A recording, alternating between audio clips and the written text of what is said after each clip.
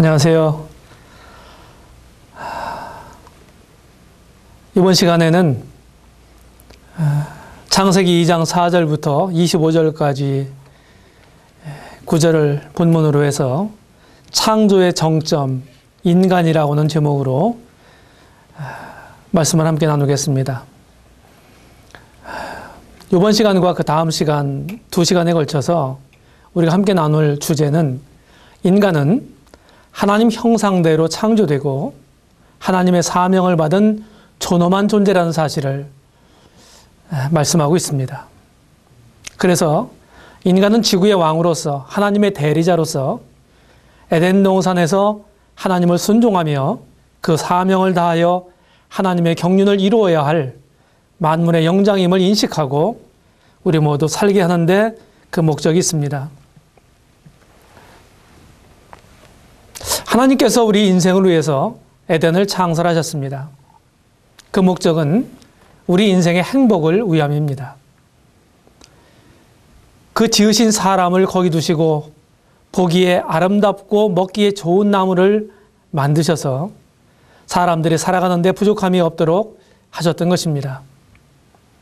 또한 중요한 사실은 선악과를 만드신 일인데 그것은 인간에게 자유의지를 부여하심이며 그 선택권을 합당하게 사용하여 악을 지양하고 지선으로 성속하도록 하시기 위함이었습니다.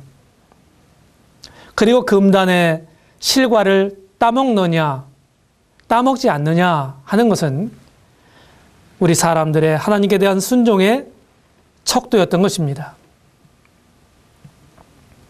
그래서 오늘 첫 번째 시간에는 인간의 거처 에덴 낙원에 대해서 살펴보겠습니다. 그리고 두 번째 단락에서 우리 인류의 시작을 함께 생각해 보겠습니다. 그리고 두 번째 시간에서 가정의 시작에 대해서 함께 나누겠습니다.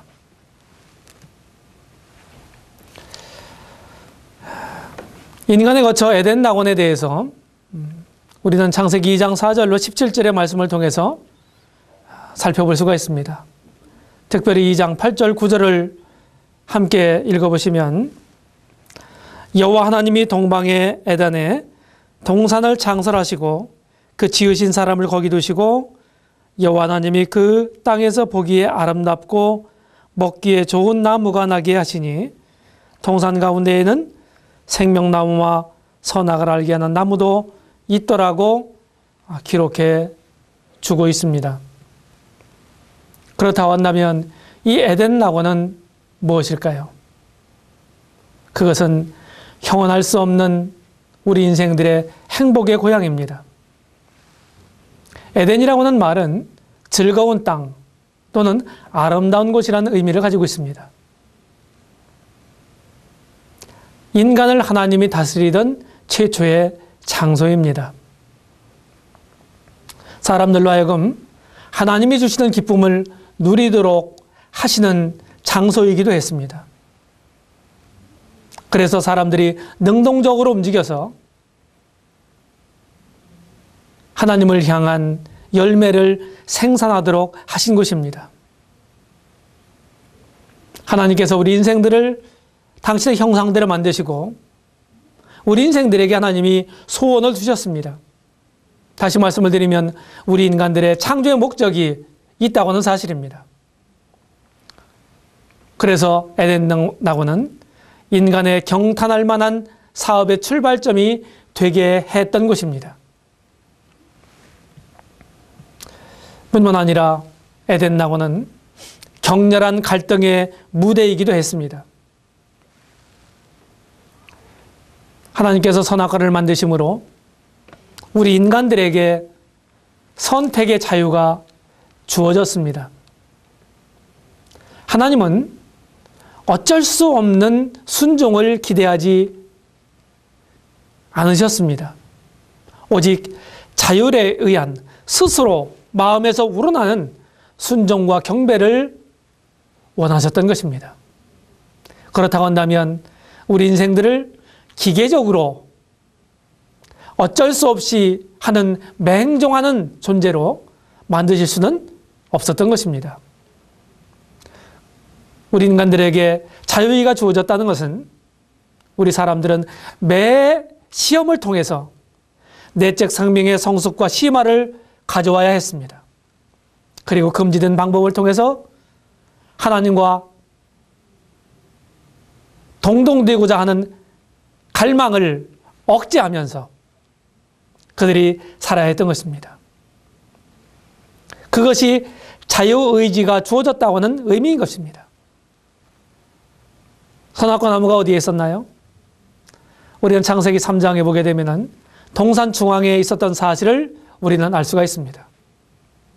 그렇다고 한다면 아담과 하와가 하나님 말씀에 순종하기 위해서 에덴을 지키고 다스려야 했습니다. 동산 중앙에 있는 선악과 나무를 아담과 하와는 매일같이 보았을 것입니다. 그렇다고 한다면 그것을 쳐다보는 순간에 아담과 하와가 선악과를 바라보는 순간에 그들은 어떤 생각을 가졌을까요? 여러분 한번 답변해 보시기 바랍니다. 아마도 선악과를 그 나무를 보는 순간마다 하나님이 따먹지 말라. 그것을 먹는 날에는 정령 죽으리라. 라고 하는 하나님의 음성이 늘 들렸을 것입니다. 생각났을 것입니다. 그렇다고 한다면 선악과는 애초에 아담에게 하나님께 순종하는 제단과 그리고 하나님의 음성을 듣는 설교단이었습니다. 그런 역할을 했던 것입니다. 그러나 타락 이후에는 선악과 나무는 인간을 다스리시는 하나님의 법칙의 표가 되었고 하나님에 대한 인간의 복종의 표가 되었던 것입니다. 그래서 에덴 동산은 여전히 무한한 행복을 우리가 누릴 수 있는 근거가 마련된 곳이기도 하지만 인간에게 자유의지가 주어졌다는 것은 여전히 선과 악을 우리 스스로 선택하고 결정해야 될 그런 늘 기로에 서 있었다고는 말도 되는 것입니다. 그래서 에덴 나무는 격렬한 갈등의 무대이기도 했던 것입니다. 뿐만 아니라 우리가 결과론적으로 알고 있는 사실이지만 에덴 동산은 비극적인 붕괴의 장소이기도 했습니다. 하나님의 원래 계획은 인간은 매 시험의 승리를 통해서 무엇이 선이며 그리고 무엇이 악인가를 인식하게 하는 데 있었습니다. 그러나 사단의 계획은 선의 자유로운 높은 데서 악을 하려 하지 않고 반대로 악의 깊은 시면에서 우리 사람들로 하여금 선을 알게 하는 것이었습니다. 아주 중요한 것은 우리 인간의 선택이었는데 현재 악이 무엇이 악이며 그리고 앞으로 어떤 선이 꼭 있어야 할 것인가를 인식하게 되는 것이었습니다. 그러나 불행히도 인간은 사단의 계획을 따랐습니다. 그래서 하나님과 우리 인생들과의 관계가 붕괴가 되었고 최초에 우리 인간들을 만드신 하나님의 목적이 실패로 돌아가는 듯 했습니다. 하나님에게는 그 원상 회복을 위해서 또 다른 계획이 불가피하게 되었던 것입니다.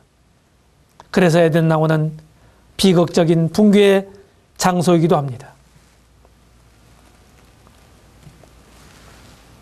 뿐만 아니라 에덴 나무는 소망하는 우리 인류의 갈구하는 목표입니다. 최후의 역사는 최초의 역사로 환원하게 됩니다.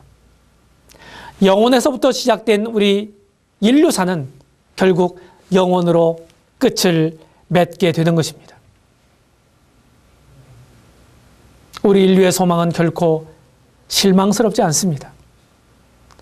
처음에 지상 낙원이 있었던 것 같이 하늘 낙원이 존재하기 때문입니다. 결국 인류는 그리스도 안에서 복된 목표에 이르게 될 것입니다. 죄로 오염된 옛 우주는 다 파괴되고 불타 없어지고 영화로운 새하늘과 새 땅이 도래하게 될 것입니다. 결국 인류는 인류의 머리인 둘째 아담 그리스도 안에서 하나님께서 주셨던 사명의 목적에 이르게 됩니다. 참으로 그리스도는 인류의 중심이요 왕관이요 별입니다. 우리 인간이 이 땅에 벌어질 복된 통로라는 하나님의 방법과 목표는 불변하는 것입니다. 그것이 만약 변한다고 한다면 하나님은 실패하시는 하나님이 되시기 때문입니다. 결코 하나님에게는 그럴 수가 없는 것입니다. 우리는 죄로 인해서 에덴 낙원을 상실하고 있지만 결국 믿음 안에서 그것을 갈구하고 그것을 소망하며 결국 그리스도로 말미암아 그것이 온전하게 성취될 날을 기다리고 있는 것입니다.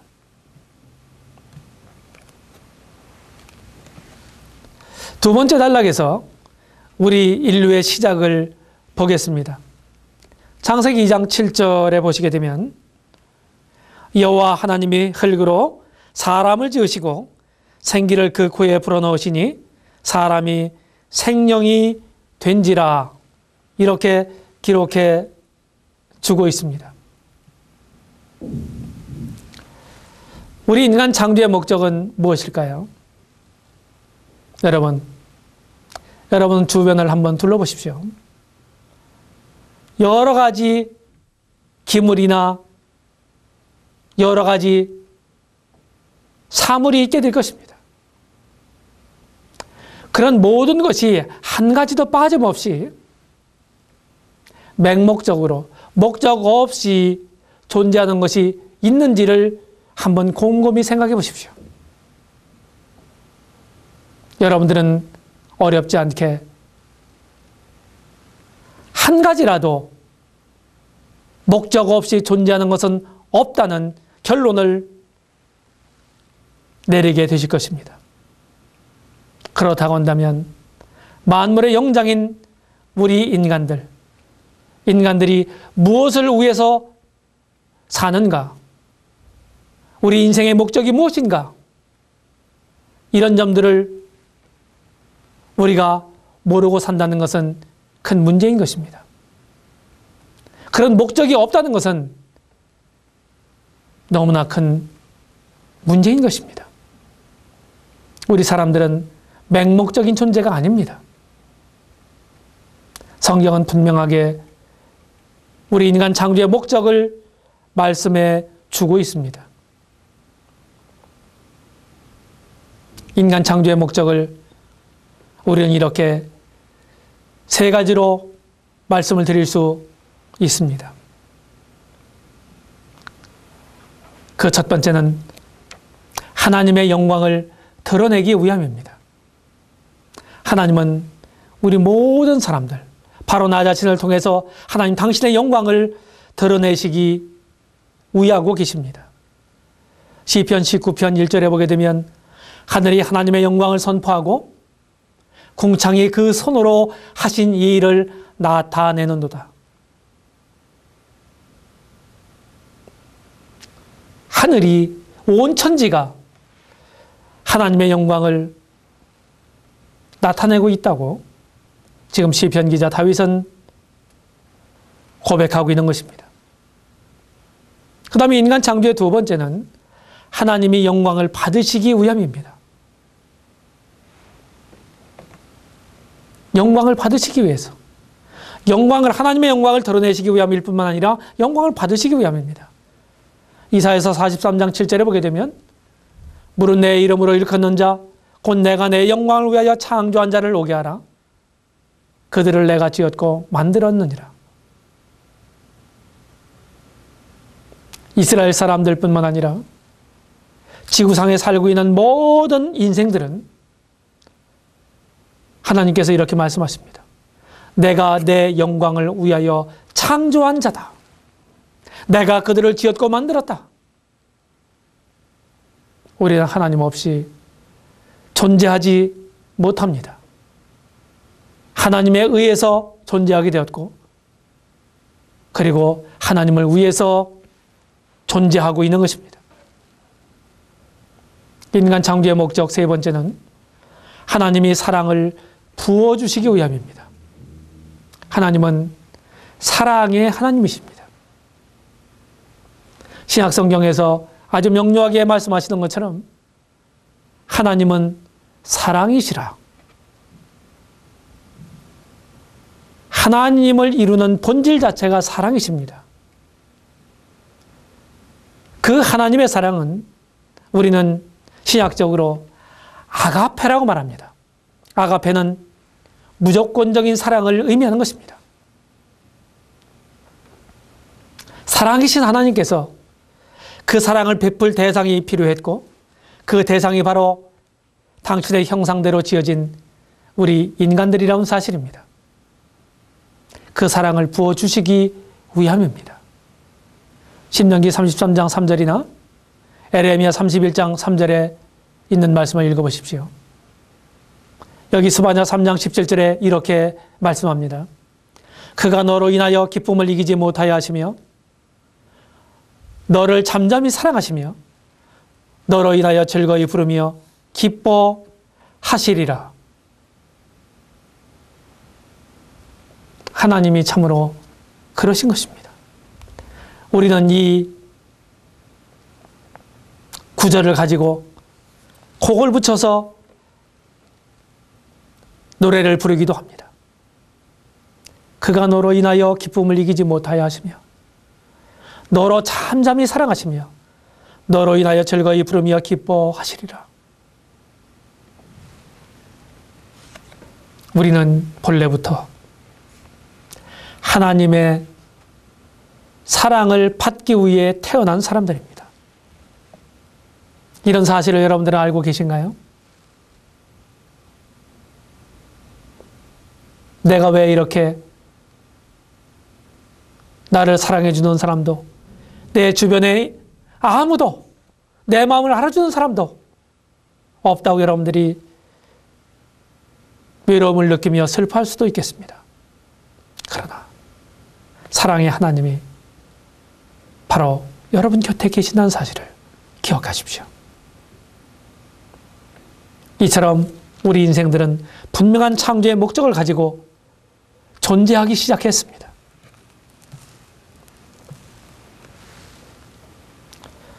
그렇다고 한다면 우리가 창세기 1장 27절에 보게 되면 인간 창조 찬미의 삼중적 리듬을 발견하게 됩니다. 하나님이 자기 형상대로 사람을 창조하시되라고 말씀합니다. 그렇기 때문에 인간의 주권은 하나님께 있습니다. 하나님이 사람을 창조하셨습니다. 우리는 하나님에 의해서 만들어진 존재입니다. 그럼 만들어진 존재인 나는 만드신 그분의 것입니다. 그래서 우리의 인생은 우리들에게 권한이 있는 게 아니고 우리를 존재하게 하신 하나님께 있다고 하는 거예요. 그럼 우리는 늘 생각합니다. 자, 하나님 참 욕심도 많으시다. 내가 내 인생인데 내 마음대로 사는 것이 뭐가 잘못이냐? 하나님은 사랑이십니다. 선하신 분이십니다. 그런 하나님을 우리가 오해하는 데로부터 이와 같은 인간의 주권이 하나님께 있다고 하는 말에 대해서 토를 달기 시작하는 것입니다. 우리는 그분 아래에 있을 때, 그분 품에 있을 때 가장 행복한 것입니다. 마치 어린아이가 어머니의 품 안에 있을 때 가장 행복한 것처럼 말입니다. 뿐만 아니라 창세기 1장 27절에 보게 되면 곧 하나님의 형상대로 창조하시고 라는 말씀을 통해서 우주에 존재하는 모든 생물체 중에서 하나님을 닮은 특별한 존재가 우리 인생밖에 없다는 사실을 말씀하고 있는 것입니다. 우리 사람들은 하나님을 닮은 특별한 존재입니다. 마치 하나님과 우리 인생들의 관계는 토기장이신 하나님과 한 덩어리 진흙에 불과한 우리 인생들과 비견할 수 있겠습니다. 하나님이 어떤 모양으로 만드시든 간에 그분에게 권한이 있었지만 하나님은 특별히 자기 형상대로 만드셨습니다. 왜 그러셨을까요? 그것은 우리 사람들로 하여금 특별한 존재가 되게 하는 데 있는 것입니다. 하나님을 닮은 존재이기 때문에 우리 사람들은 존엄합니다. 우리 인생들은 참으로 존귀한 존재들입니다. 그래서 저 짐승들과는 다른 것입니다. 하나님이 이렇게 하신 것입니다. 이런 하나님을 여러분들 감사하고 그분을 찬양하지 않으시겠습니까? 뿐만 아니라 창세기 1장 27절 마지막 부분에 보면 남자와 여자를 창조하셨다고 말씀하고 있습니다. 여기 한 구절에 창조했다고 하는 말이 3번씩이나 나옵니다. 우리는 그것을 지금 분석해 보고 있는 것입니다. 3번째, 하나님께서 남과 여를 창조하셔서 서로 돕고 서로 협동하며 서로를 조화를 이루면서 하나님께서 부여하신 사명을 성취하도록 섭리하셨던 것입니다. 그래서 우리 사람들은요, 아주 처음서부터 혼자 살지 않도록 지어졌어요. 혼자 살지 않도록. 그래서 진정한 의미에서 독불장군은 없는 것입니다. 그렇게 살아가기 어렵도록 만들어진 거예요. 우리는 협동할 줄 알아야 하고 하나님의 교회 안에서도 동역할 줄 알아야 합니다. 그것이 우리 인생들을 창조하신 창조의 섭리 속에 잘 스며 있는 것입니다.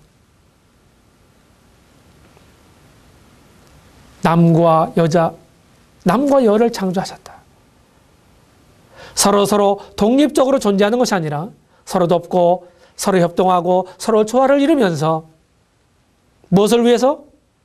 자신을 위해서가 아니라 하나님이 우리 인생들에게 주신 사명을 성취하도록 그렇게 하셨던 것입니다.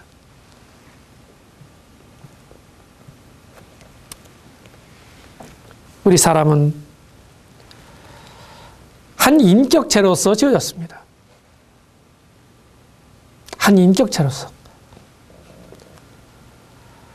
흙으로 사람을 지으시고 그 코에 생기를 불어넣어서 사람이 생명이 됐다고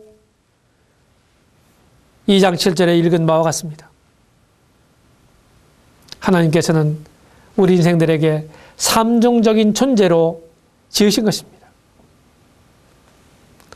우리가 성경 공부를 하는 가운데 인격적이다 하는 말이 그 사람의 성품이 아주 고상하고 훌륭하다 그런 의미로 인격이라는 말을 쓰는 게 아니라 지성과 감성과 의지를 갖춘 지정의의 존재다 하는 의미로 우리는 인격이란 말을 쓰는 것입니다.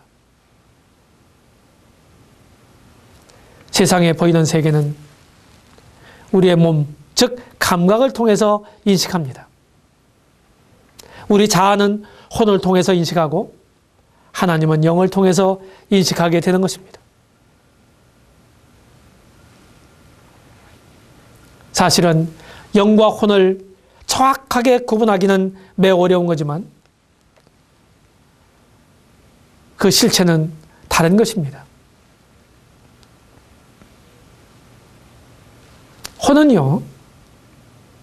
혼은 사람은 몸과 혼과 영, 이 세 가지를 가지고 있습니다. 바로 혼은 영과 육체를 잇는 하나의 결합의 고리입니다. 그래서 혼이라고 하는 매개물을 통해서 우리의 영이 우리 육체 안에서 활동하게 되는 것입니다.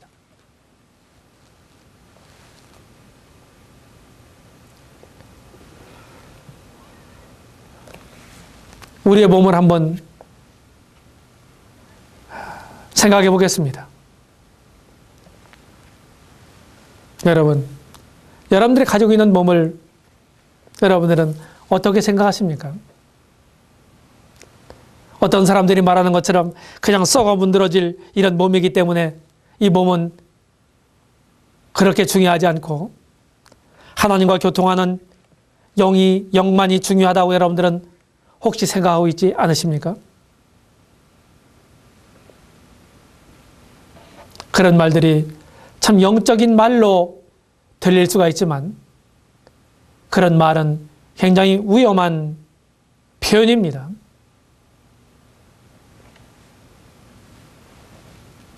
바로 과거 영지주의자들이 그랬던 것입니다. 영적인 것만이 아주 가장 고상하고 육체는 별로 중요하지 않은 것이다. 이것이 저는 현대에도 이런 영지주의적 사조들이 있다고는 사실입니다. 성경은 그렇게 말씀하고 있지 않습니다. 구속받지 못한 몸과 구속받은 몸, 이것을 한번 비교해서 생각해 보죠. 구속받지 못한 몸은 어떤 것입니까? 우리의 원수의 공격의 문이었습니다. 왜 그렇습니까? 우리 창세기 3장 6절에 보게 되면 선악과를 사단이 유혹한 다음에 보았을 때 그것은 먹음직도 하고 보암직도 하고 지혜롭게 할 만큼 탐스럽게 보였어요. 우리 육체를 통해서, 육체의 감각을 통해서 원수가 공격해 왔던 것입니다. 뿐만 아니라 하나님에 의해서 구속받지 못한 몸은 죄의 몸입니다. 죄의 노예인 것입니다. 뿐만 아니라 굴욕의 몸입니다. 욕된 몸이죠. 믿는 사람들에게 약속하시는 빌립보서 3장 21절에 보게 되면 우리의 이 낮은 몸을 그분의 영광의 몸의 형체와 같이 변케 하시리라고 믿는 자들에게 약속하셨습니다. 구속받지 못한 몸은 그냥 굴욕의 몸, 아무런 희망이 없는, 변화될 수 있는 전혀 근거가 없는 그런 굴욕의 몸으로 존재하고 있는 것입니다. 바울이 고린도후서 5장 1절 이하에서 표현한 대로 이 구속받지 못한 몸은 썩어질 지상의 장막에 불과합니다. 다 썩어져 없어질 것입니다. 그래서 욕된 부활의 몸에 씨앗이 되는 것입니다. 부활에는 두 가지 종류가 있음을 성경은 말하고 있습니다. 복된 부활과 욕된 부활입니다. 생명의 부활과 심판의 부활입니다. 의인의 부활과 악인의 부활인 것입니다. 이런 두 종류의 부활을 말씀하고 있는데 구속받지 못한 몸은 바로 욕된 부활의 몸의 씨앗이 되는 것입니다. 반면에 예수 그리스도의 구속을 통해서 구속받은 이 몸은, 믿는 자들의 몸은 고린도전서 6장 19절에서 말씀하고 있는 것처럼 성령의 전입니다. 거룩한 영께서 거하시는 집인 것입니다. 그래서 믿는 사람들은 우리 안에 성령이 계시다고 성경은 표현하고 있습니다. 너희 안에 거하시는 성령으로 말미암아 내가 네게 부탁한 아름다운 것을 지키라고 바울은 디모데에게 부탁했습니다. 너희 안에 거하시는 성령으로 말미암아. 뿐만 아니라 로마서 12장 1절에서 믿는 자들에게 뭐라고 권고하시나요? 우리의 몸은 하나님이 기뻐하시는 예배의 산물입니다. 선하시고 기뻐하시고 온전하신 하나님의 뜻을 따라서 우리의 이 몸을 하나님께 드리는 것, 거룩한 산지사로 드리는 것, 우리 몸은 하나님께서 기뻐 받으시는 예배의 제물이 될 수가 있습니다. 뿐만 아니라 구속받은 사람들의 몸은 로마서 6장 13절에서 말씀하고 있는 것처럼 이제 의의 병기입니다. 우리가 주에게 드리지 아니하고 이제 의에게 드려서 의의 병기로서 하나님의 의를 이루는 이런 도구가 되는 것입니다. 뿐만 아니라 고린도전서 6장 20절에 보게 되면 우리의 몸은, 구속받은 사람들의 몸은 하나님께 영광을 돌리는 수단입니다. 이제 너희는 너희 것이 아니라 값으로 산 바 되었으니 그러므로 너희 몸으로 하나님께 영광을 돌리라. 우리 몸으로 하나님께 영광을 돌리라고 하는 거예요.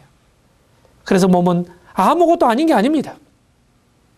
하나님께 영광을 돌리는 수단인 것입니다.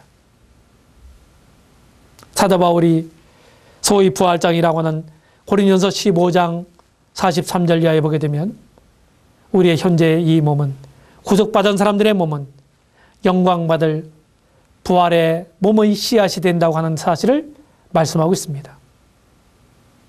욕된 것으로 심고 영광스러운 것으로 거듭난 얻는다. 이렇게 말씀하고 있는 것입니다. 그래서 바로 하나님의 아들 예수 그리스도를 통해서 구속을 받느냐 안 받느냐 하는 문제는 그 사람의 몸을 비롯해서 모든 것들이 영적인 도구가 되느냐 안 되느냐, 이것이 판가름되는 것입니다. 이처럼 우리의 몸은, 하나님을 믿는 구속받은 자들의 몸은 별거 아닌 게 아니죠. 그냥 썩어 문드러질 그런 흙에 불과한 이런 것만이 아닙니다.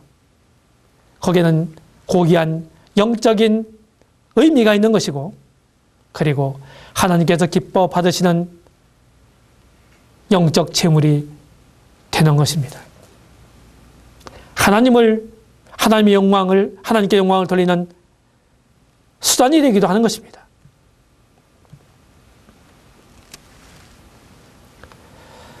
이제 하나님의 형상으로서의 인간, 하나님의 형상을 가지고 있는 인간, 우리는 창세기 2장 27절의 말씀을 잘 분석해 보았습니다. 우리 사람들이 지니고 있는 하나님께서 가지고 계신 근본적인 세 가지 특성이 무엇입니까? 그것은 첫 번째 영성입니다. 영성. 하나님은 영이시니라고 말씀하십니다. 우리 사람도 영을 가지고 있습니다. 우리 구속받은 사람들, 거듭난 사람들은 영적인 삶을 추구합니다.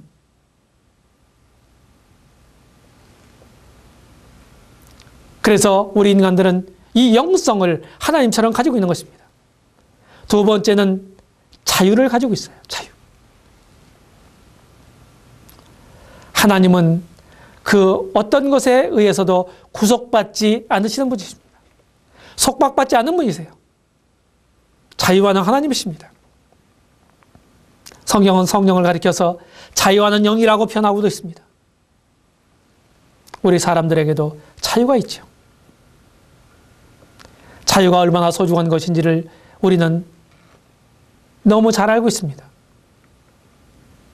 우리가 마음껏 하나님을 위해서 우리 스스로 자원해서 그렇게 자유 가운데 하나님을 섬길 수 있는 특권이 있습니다. 이 자유. 우리 인간들에게는 이 자유가 아주 소중합니다. 다른 이민족에 의해서 압제받았던 그런 민족들은 자유가 얼마나 소중한 것인지를 너무나 잘 알고 있습니다. 우리 인류사는 전쟁과 압제와 폭력의 역사입니다. 뿐만 아니라 우리 사람들이 하나님의 근본적인 것을 가지고 있는 세 번째는 행복입니다. 하나님은 복되신 하나님이세요. 복되신 하나님. 만복의 근원이신 하나님이십니다. 참된 복은 어디로부터 올까요? 저 위 하나님으로부터 내려오는 것입니다. 우리 사람들도 행복하시기를 원하십니다. 행복하십니까? 행복을 지금 추구하고 계십니까? 그렇다고 한다면 복의 근원이신 하나님 앞에 나오십시오. 사람들이 누릴 수 있는 하나님의 근본적인 세 가지, 영성과 자유와 행복, 이것은 하나님으로부터만 온다고 하는 사실을 기억하시기 바랍니다.